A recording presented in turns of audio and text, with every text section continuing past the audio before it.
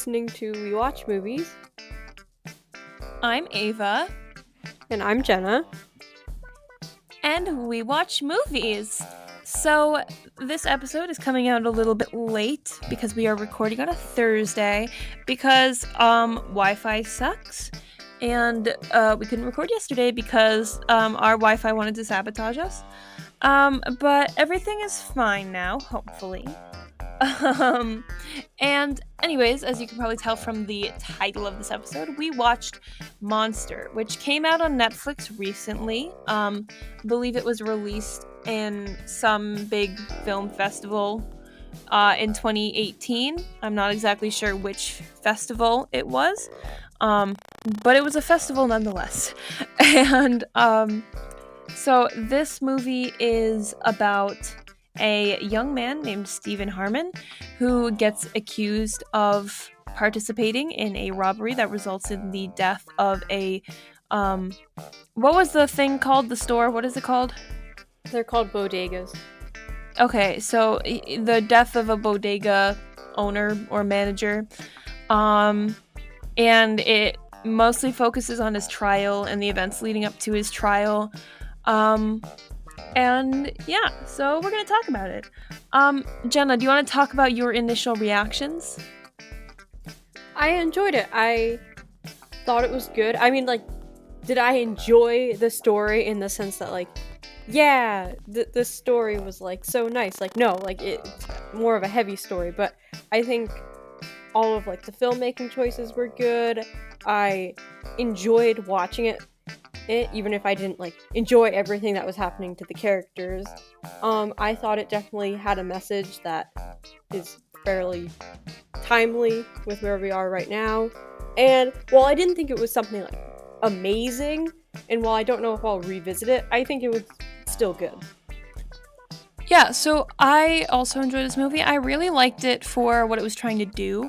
It wasn't very subtle about its messages, but you could very much tell that every choice they made was a choice, and it's everything had a meaning behind it. If you talk, for instance, the first time that they go into the courtroom for his trial, he's narrating and he's talking about, in the courtroom there's only black and white, no room for shades of gray. But then the entire courtroom is completely gray and everybody's dressed in black and white, and it's very much a stylistic choice that is meant to reflect on the state of the legal system, which is, I think that was really cool. They had a lot of interesting ways of thinking about things and representing those through film, which I'm really glad they did, because a lot of they talk a lot about filmmaking, and the main character wants to be a filmmaker, and so they talk about the lens of a filmmaker, blah blah blah, and it's really cool to see that same lens used in the movie where they're talking about the lens. I don't know. Yeah, and I can kind of forgive how deliberate it felt, because in some cases I was are you trying to make it feel deliberate? Because they have this built-in part of the text that talks about filmmaking and the lens of truth through film. So I could kind of forgive how they were almost deliberately trying to point out hey, we're doing this thing, because it felt in character for the movie. And while none of it hit you right over the head, look, we're trying to be deep and profound, they were still, I think, drawing attention to some of the things they were doing, but it fit for this movie, so I don't have much of a problem with that. Yeah, it was definitely it definitely was telling you, and I definitely think it was deliberate when they were trying to do something thought-provoking. And see, a lot of times I get annoyed when movies are so pushing for the profound, I guess, because I feel it takes away from the story, and the way that they do it is kind of distracting. But in this way, because it fit in with the style of the movie, and it really, it just, something they did worked. Whereas if you compare it to, I hate every time I go back to talking about a movie that I think is pretentious, I always go back to Malcolm and Marie. But it's a movie like that where they tried to be super profound and made a bunch of decisions that were oh my gosh, look how fancy this is, look how different we are, something like that. When they tried to do something, it just kind of takes away from the movie. Like, you're like, okay, we get it, you're trying to be cool as a director. And then in this movie, they made choices which, like, you could tell were like a filmmaker's decisions, but it wasn't taking away from anything, it wasn't distracting, and they were able to work it in well. Which is definitely natural. Yeah. Yes, thank you. 3 words could have said all of that. But yeah, so they were very good at integrating it into their story rather than just like telling a story through a fancy lens. That makes sense. Yeah, I think so. I kept thinking about do you remember that essay we had to write about truth? Oh my gosh, yes. I kept thinking about that essay. And especially because it was about like photography too. So I don't know, I just kept thinking about that. My essay was weirdly like not about truth. Like, I mean, I know it was supposed to be about truth. Mine was about, I mean, I guess it was just like a very, very, very subcategory of truth. Because I just wanted to... Truth. I just really wanted to title an essay The Secret Life of Donald Duck, okay? And so I just wrote an essay about Donald Duck's escapades in Nazi Germany during the World War II propaganda Disney cartoon era stuff. I don't really, but like that's not at all on topic. Wow, I'm going on to tangents really early in this episode. But yeah, this I definitely see what you mean though about I feel like this could be a good thing to write a truth essay on. Yeah. Because like a big thing about it is, I mean, it's trial. So in a trial, because she was talking about like, I think there was a line that the lawyer said. Don't remember exactly what it was, but I think that it was like, we're not trying to prove that he's lying, we're trying to prove that he's made a mistake or something. And like, so there was a lot of like, you're proving the truth and you're trying to like, and there's like different interpretations, you know, there's different things that go into, like, there's layers of truth. Like, yeah, like they're like ogres and onions, they have layers. Yeah, and I really, and especially because then it works because you have that gray courtroom where it's like, the audience kind of knows, like, they're not trying to deliberate over, like, wrong and right, what actually happened. It's all a matter of, like, what did this person do, and how can we interpret that? Yeah, and it's like, I mean, like, they say that there are no shades of gray in the courtroom, but then as you're watching the story, it's like showing you all of the shades of gray, you know? And and I think that was really, really cool. And it's kind of, so I saw a post, and I don't know where I saw it. I think I saw it reposted on somebody's Snapchat story or something. But I saw it like right after we watched the movie, and it was obviously a joke, but it was like a poll that somebody put on Twitter or something. And it said, I have jury duty, and the 2 options were guilty or not guilty, and people just like randomly voted on it. And it was like, I mean, normally I would just be like, oh, haha, but then after watching this movie, it kind of like freaked me out a little bit, because I was just like thinking about this character that we had, who's like our age, who got mixed up in something that he really didn't want to be mixed up in. And he was a good person, and he didn't deserve the situation he was in, and like the odds were all stacked up against him. And I was just like thinking about like the I don't know, maybe it's just a new respect for jurors, or like new disrespect for jurors, that there's just like so much that goes like, because like, I mean, well, yeah, because if you put yourself in the shoes of someone who, like, I mean, I should hope neither of us find ourselves on trial, but who knows? I'll defend you. Weird. Thank you. But like if either of us like commit a crime or like don't commit a crime but we're accused of a crime and suddenly we're in like a trial scenario, like those jurors like hold our future for some indeterminate time in their hands, so that when you hear about someone literally just going onto social media being like, haha, pick my verdict, like that is someone's future and possibly life in your hands. And I mean, it probably wasn't for something like major, I'm thinking, but like still like like that's our justice system and that's what's happening. Fantastic. You know, and then I think back to different like cases in the past that have like that were never like truly solved. And you know, I read a book about the case of Lizzie Borden, and I really don't know if I think she did it or not.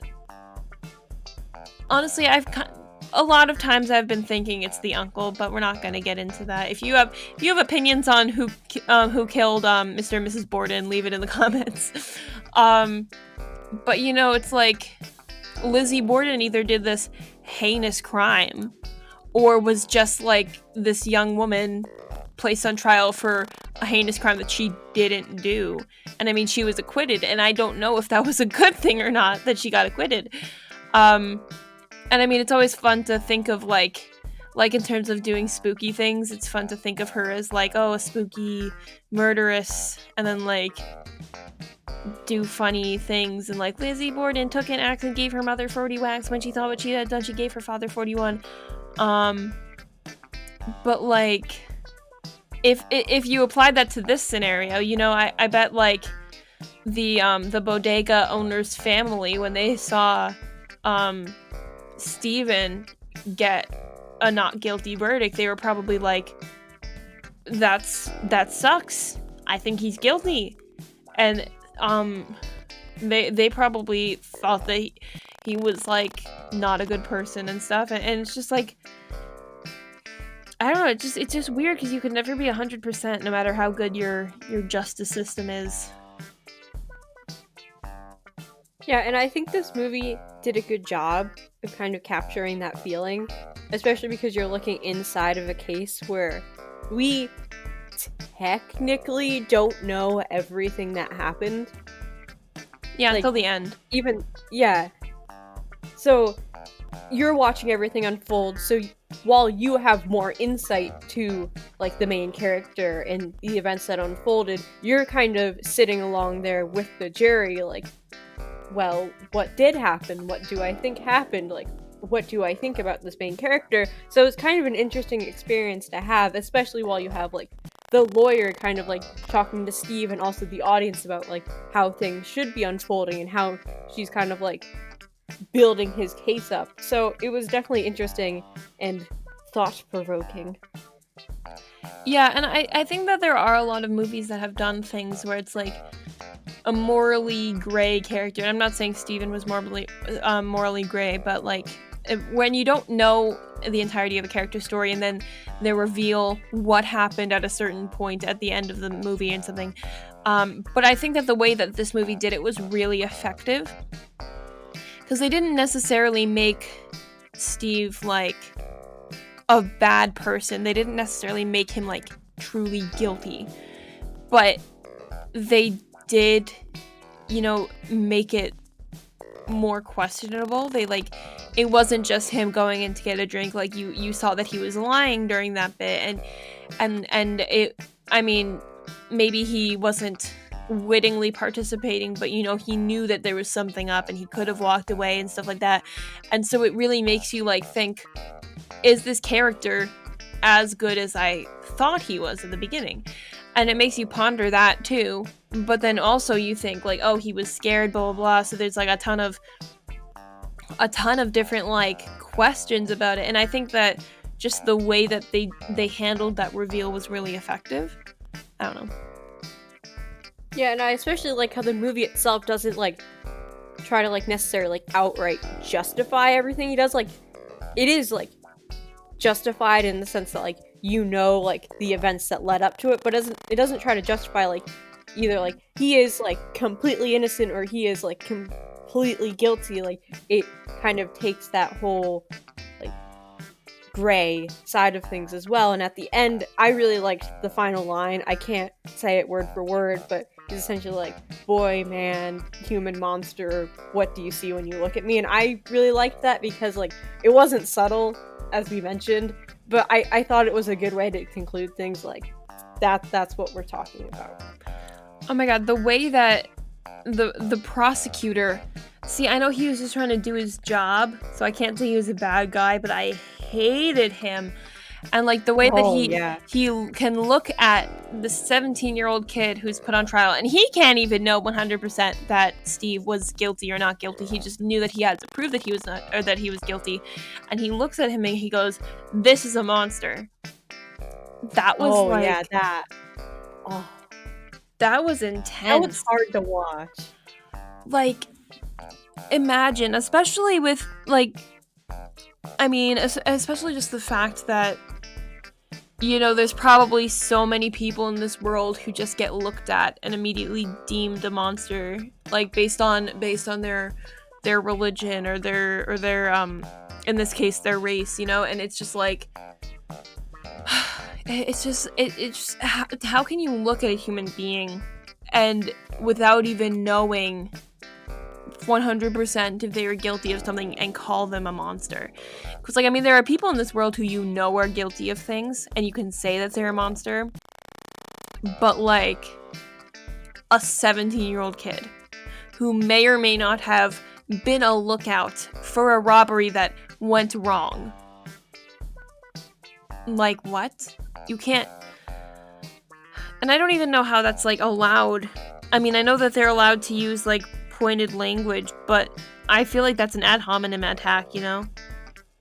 Yeah, like, it was definitely pushing. I think that, like, I know nothing about, like, law and, like, formal stuff. I've only seen, like, dramatized courtroom battles like this movie, but even then, I feel like that's even pushing, like, the envelope of what you can do in a scenario. And, like, you have to imagine, like, not only does that have, like, an effect on, like, the people, like, in the courtroom trying to make a decision, but that also has an effect, like, on our main character, because you kind of see the term monster, like, thrown around by himself throughout the rest of the movie, too.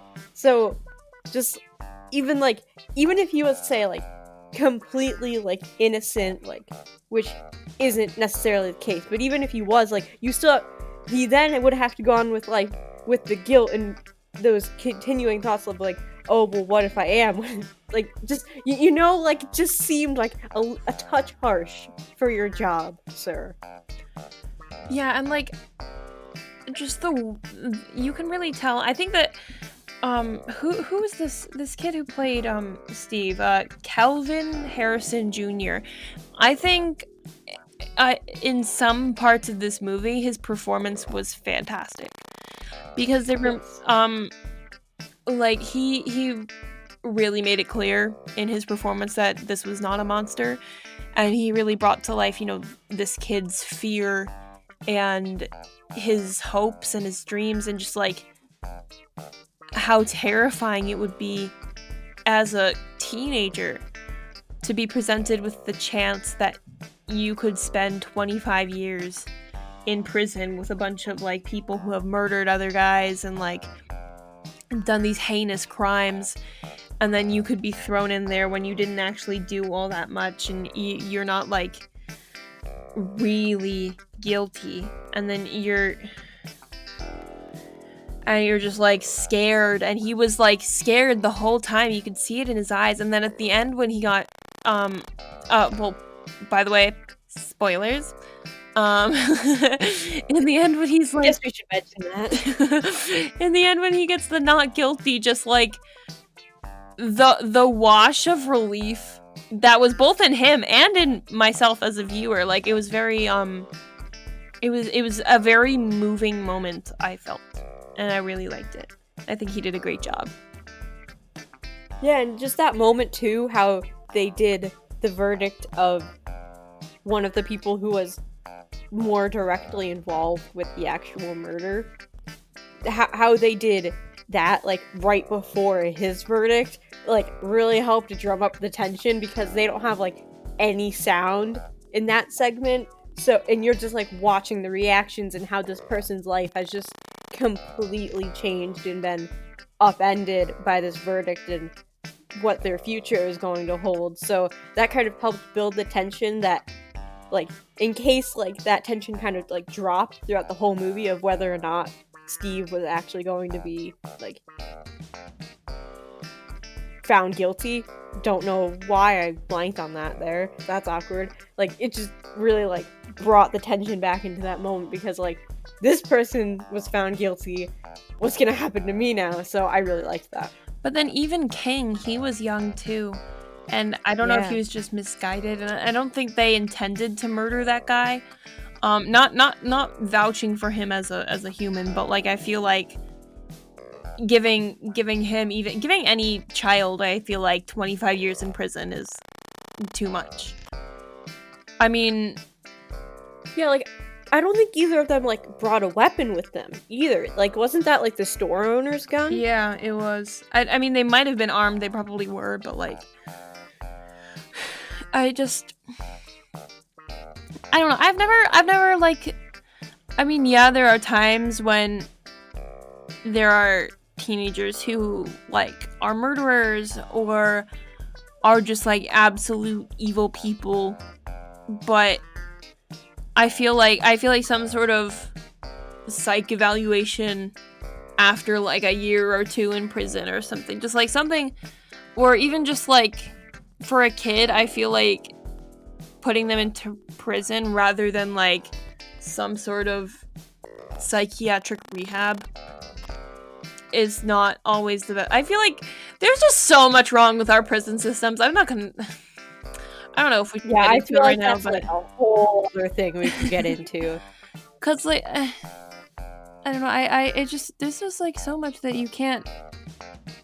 They just don't prepare them to reintegrate into the world, and like that's the whole point of prison, is to reform prisoners and criminals, and like it's that's just the way that it is not a good environment for a kid. And it's not, I don't think it's a good environment for anybody. It's not effective, but we're not going to get into that debate right now.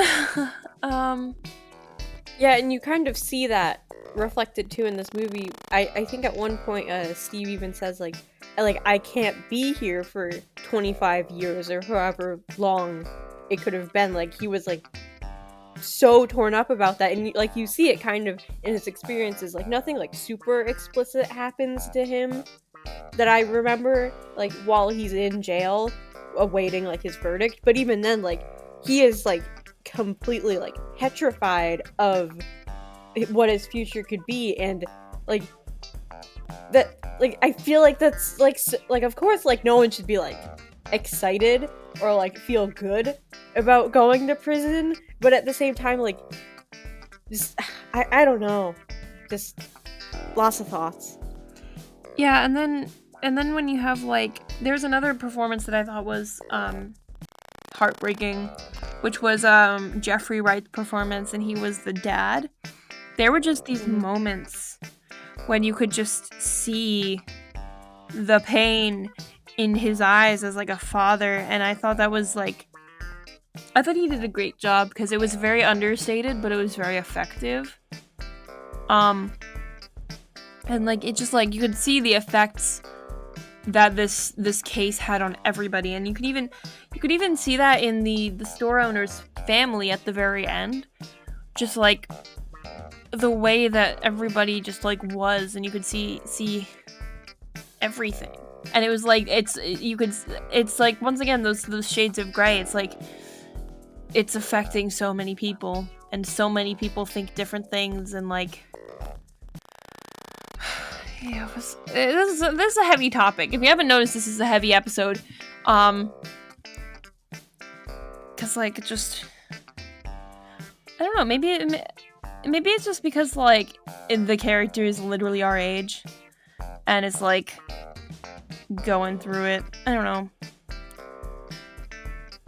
Yeah, that was like really weird to think about how this character is like roughly like similar in age, and like this is something that he's going through, and meanwhile, like the most stress I've had in recent times is my AP exams, and meanwhile this character like was faced with like a murder charge and like everything that you have to go through when you're in that scenario, like Steve, when you're that age, and like how so many times you can be treated like an adult when like you're not an adult though, like, and like how you could like barely see his family, and like how much of that did he like actually like fully understand, especially in the beginning, how it kind of opens with him like getting initially processed and how like in shock he is, and just like no one's like really helping him. Just Yeah, I don't know why it didn't do that well either on Rotten Tomatoes. I would have given it like at least a 70 something. Cause like I was surprised how low it was. Yeah, like I feel like it's just like, cause I don't know, I feel like critics can look at this and be like, they're not subtle. There's no nuance. But like But it's effective. Like, even though like it's not subtle, like it does a whole lot better job than a lot of other movies when they do try to be subtle, you know? Like at least this one it works. It wears it well. You know who was in this movie? Who's in another movie? Who? John David Washington. He was in it for like 2 seconds. Do you know who he was? Is that Malcolm? Yes, it is Malcolm. Who was he in this movie? I saw him. It's the king of subtlety and nuance and amazing symbolism, Mr. Malcolm. He's the most thought-provoking character I've ever seen in my entire life. And yes, the most likable and layered character on the face of the planet. And he came in and he played an even more likable character by the name of Bobo. And wait, he was Bobo? Yeah. He was. You can't see my face right now, but I kind of wish you could. Why? I'm currently staring at the floor with a hand across my face. And I don't know what this is. Shame? Shock? I don't know. He was Bobo. Like, the whole time I knew he was in this movie. And I was like, I don't know where he is. He's somewhere. And anyway, just continue with the conversation. I'll join back in eventually. Okay. But yeah, no, I think most members of the cast are good. I didn't know that A$AP Rocky could act. I think I've listened to like 2 of his songs before. But I have not listened to anything by A$AP Rocky. I knew I've been aware of his existence, and I knew that he was a rapper. I did not know that he acted, and I don't think he did a bad job. I don't think his performance was like glaringly bad or anything. I think that it was pretty realistic, I guess. Well, also then again, I'm not from Harlem, and I don't I don't run with that kind of crowd. I don't know if that makes sense. There's a very big cultural difference between Harlem and where they were and where we are. So I don't know how realistic he was, but it felt to me like it was natural. I think he did a pretty good job. Jennifer Hudson, she was in this movie. She was also in Cats. She was the only good... Wait, was she the mom? Yes. That's why she looked familiar. Okay, continue. Have you seen Cats? No, but I know who Jennifer Hudson is.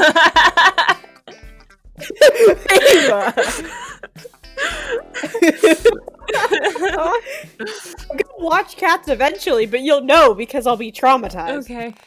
When Jenna just like stares at the floor and rocks back and forth for like a month. It's happened. No, she was the only good thing about Cats, as far as I can tell. I didn't watch the movie. I didn't want to. Um, but yeah, she was in this. Yeah, she was the mom. She was pretty cool. I didn't. I don't think there was anything like glaringly bad about this movie. Like there were things that like weren't amazing, but like off the top of my head, there was nothing that like was bad. Yeah, I feel like his girlfriend was kind of unnecessary, but that doesn't really matter. I like to know that he has friends that exist, but his girlfriend never showed up to the trial or anything. Yeah, I mean, like I get that it kind of like humanized him and kind of like put into perspective that like he is just a child, essentially. But they never really did anything with that, and like this movie was like a little under an hour and 40 minutes. Like you could have done like something. Like you had the room to do it. Wouldn't have hurt, I don't think, if you were going to include her.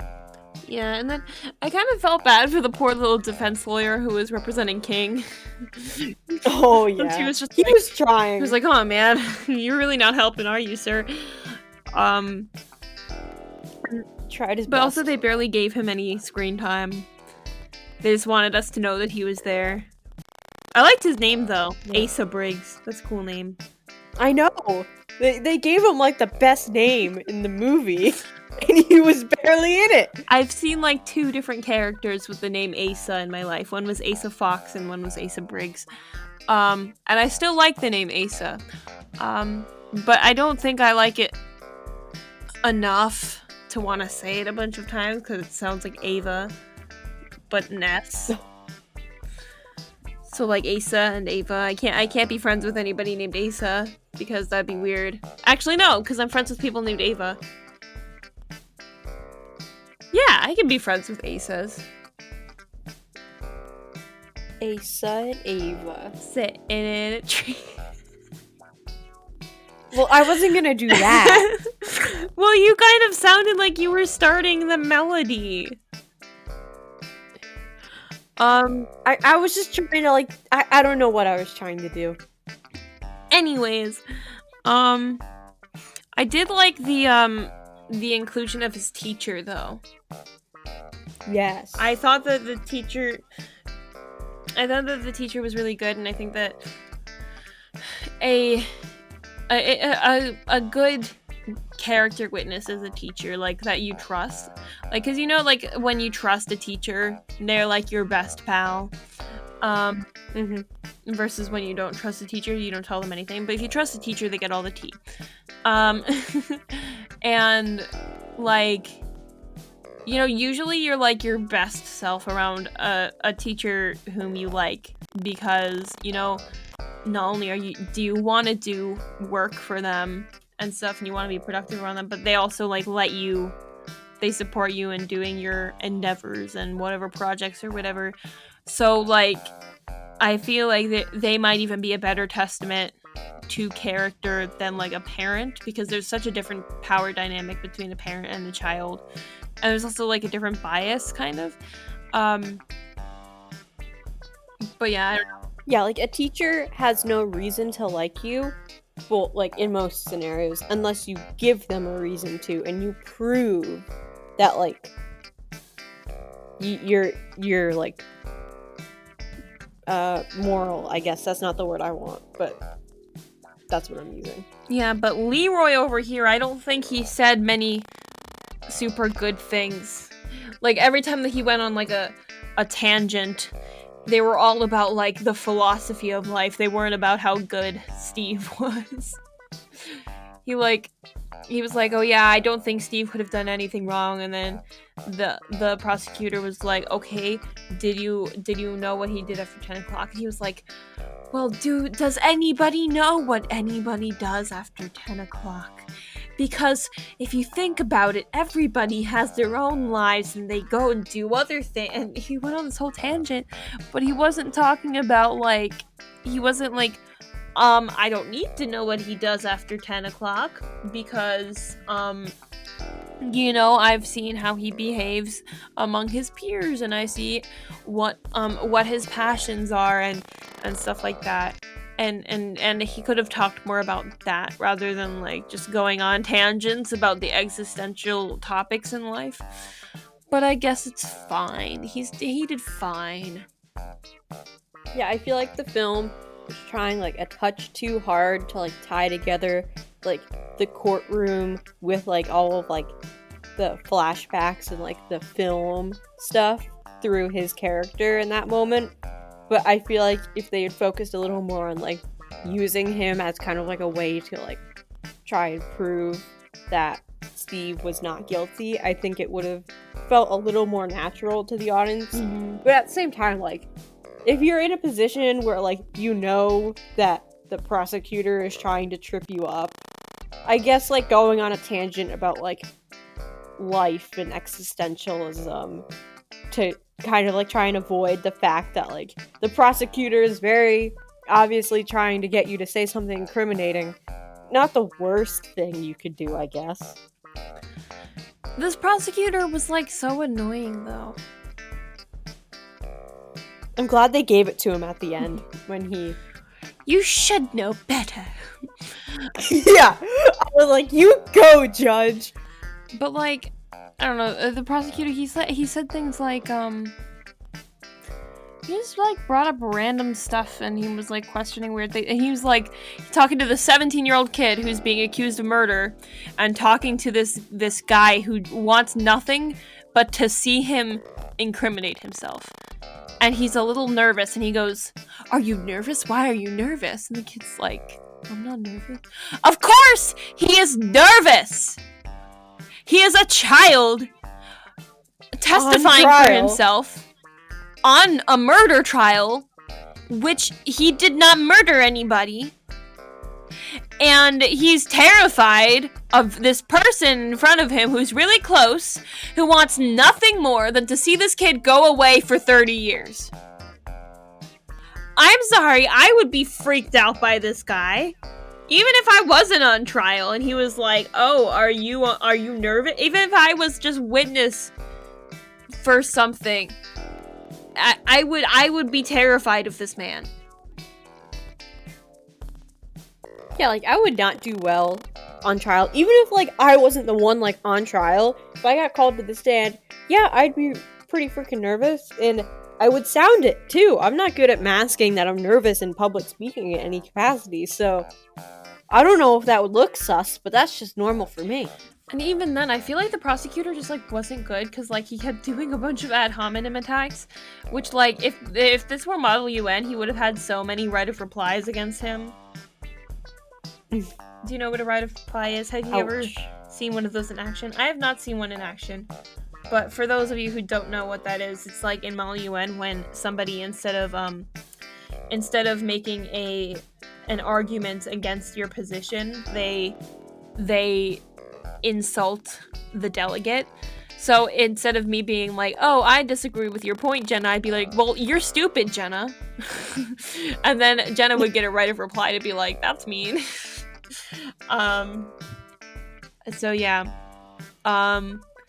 There would be, if this were happening like in committee, there would be so many right of replies. If he goes, "This is a monster," the chair would have been like, "Okay, you could have a right of reply," and then he would have been like, "I'm not a monster." But yeah. This is a courtroom. There is no diplomacy here. Oh man, who is this guy? This guy that played the prosecutor. What was he in? Does he feel like? I liked Steve's lawyer. He was in.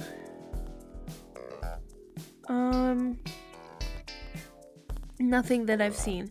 Steve's lawyer was also in like Nothing That I've Seen, but I recognized her. She was in the old Pride and Prejudice, which I didn't see. She was in 50 Shades of Grey, which I didn't see. She was in 50 Shades of Grey? She was in the other Pride and Prejudice. What was she in the other Pride and Prejudice? Wait, what? She was in both Pride and Prejudices? Hang on. I feel like this is a myth. I feel like she was not in this.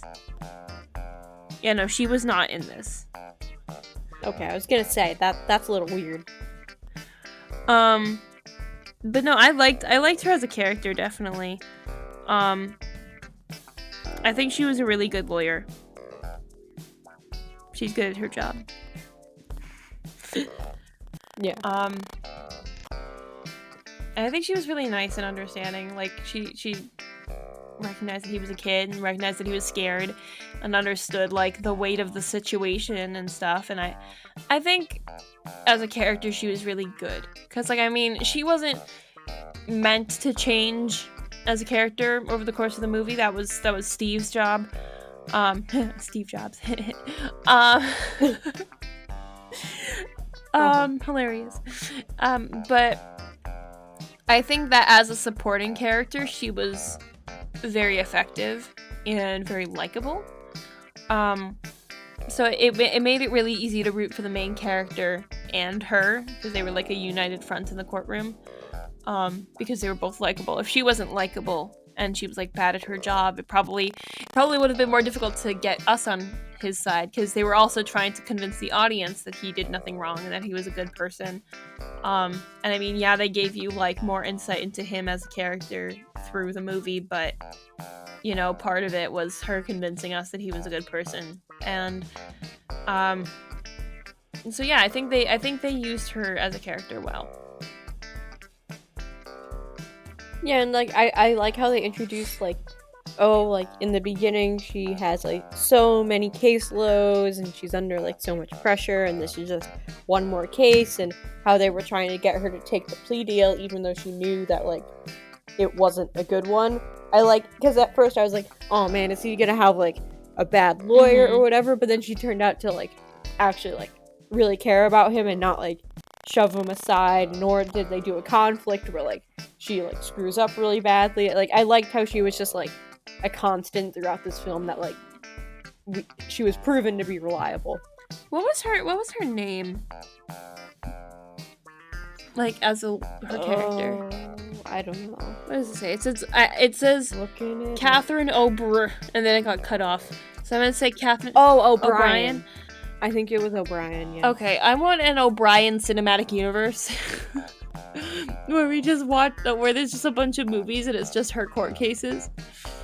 She has a heavy caseload. What if Asa is like a supporting character? Could she just get a TV show and Asa can be her pal? Oh my god, they can have like a love triangle or something.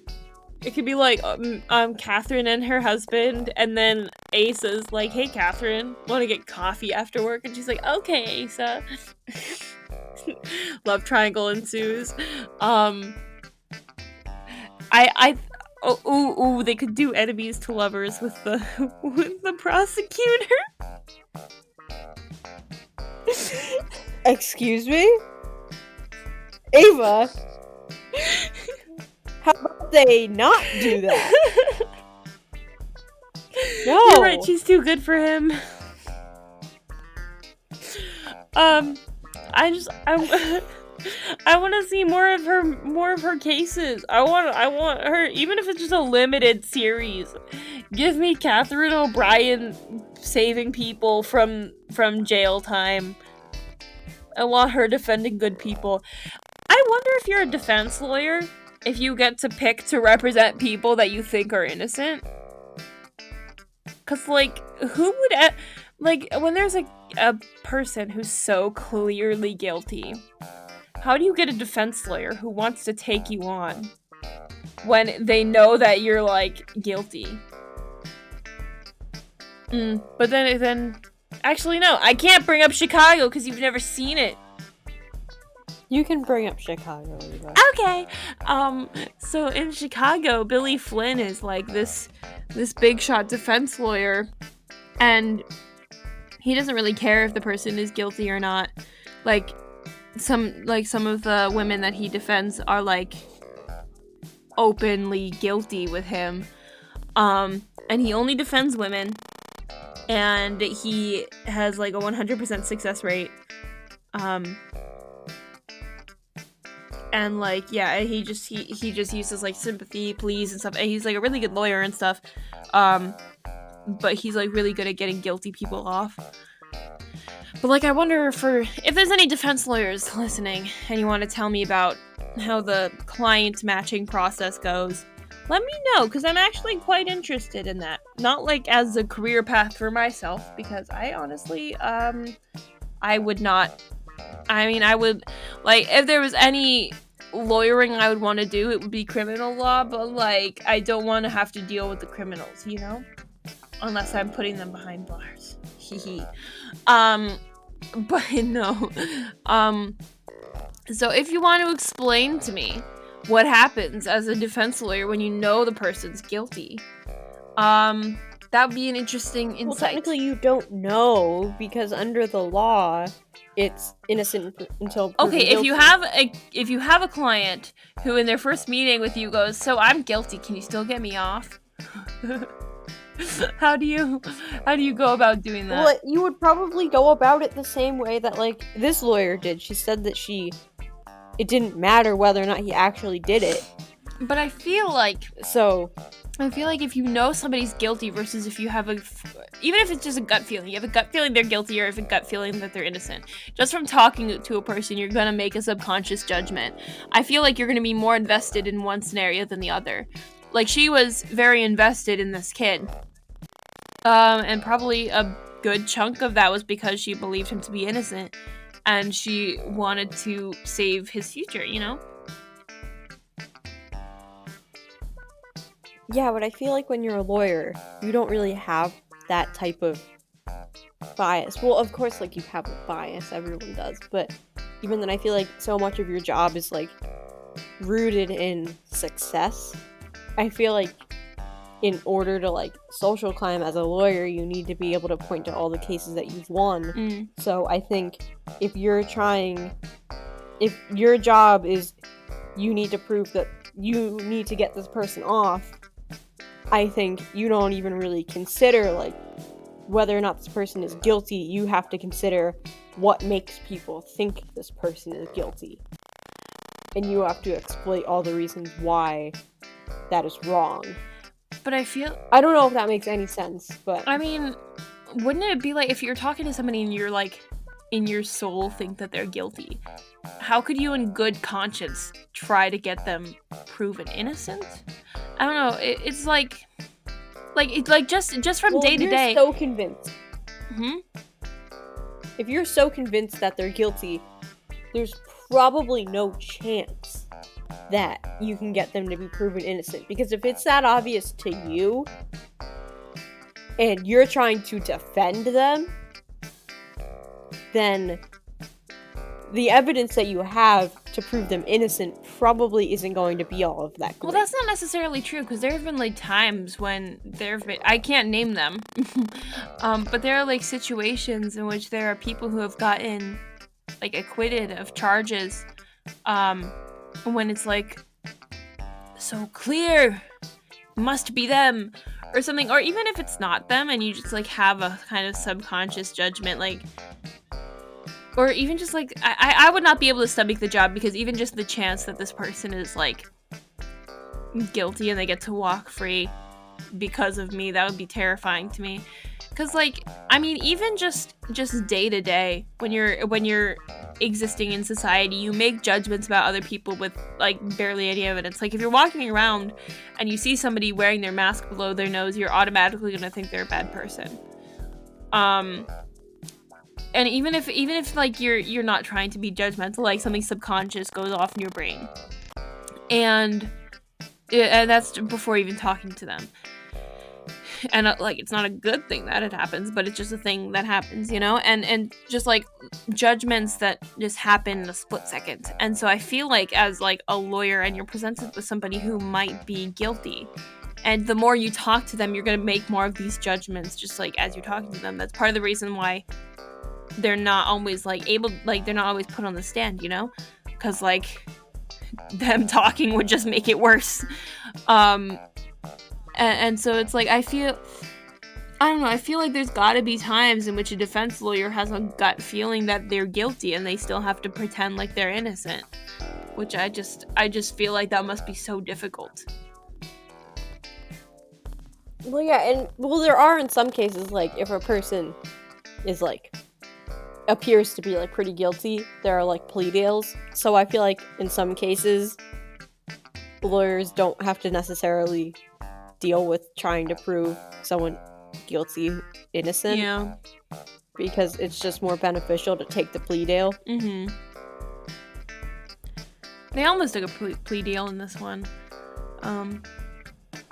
But it was a bad plea deal. So they didn't.